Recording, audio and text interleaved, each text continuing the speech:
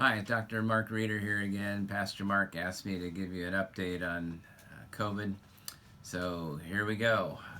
Been in the news a lot lately again, and a lot of comments and discussions and recommendations, and hard to keep track of everything. And it seems like everything's up in the air again. But hopefully, we can try and help this settle down just a little bit on the video anyway for you.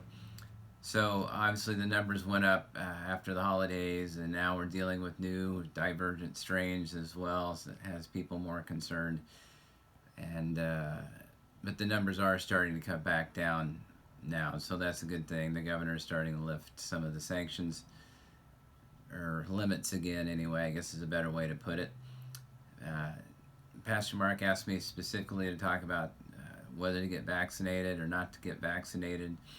I've been waiting just a little bit to see where we are with the vaccines. The frontline workers program has gone pretty well. I've had both injections on myself, and most of my office staff has just completed their second injection this week. But I know there's reports now that there may not be enough in supply for second injections, but I still wouldn't let that keep me from getting the first injection. There's two companies that have them out in the United States right now that are approved, Pfizer and Moderna. I think both of them have similar efficacy rates of over 80% effectiveness.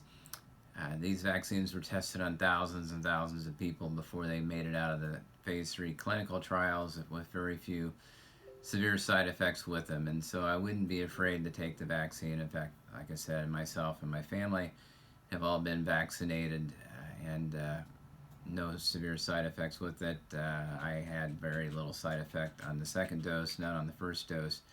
And I'd say that was pretty characteristic for most of us, that no side effects from the first dose and maybe some mild side effects on the second dose.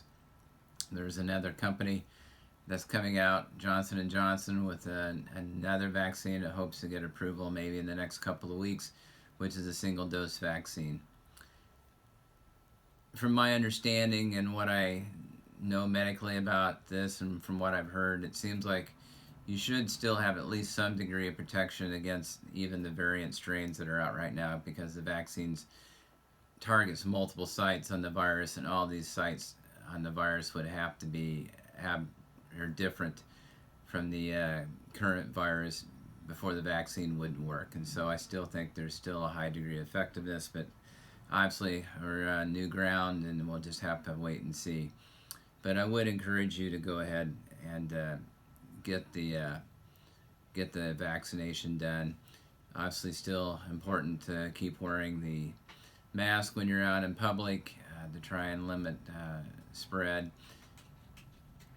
And then, as we mentioned, if you get the vaccine, that's going to give you some protection, but it's not something that happens the next day. It takes several weeks before those antibodies are built up and you have resistance built to them.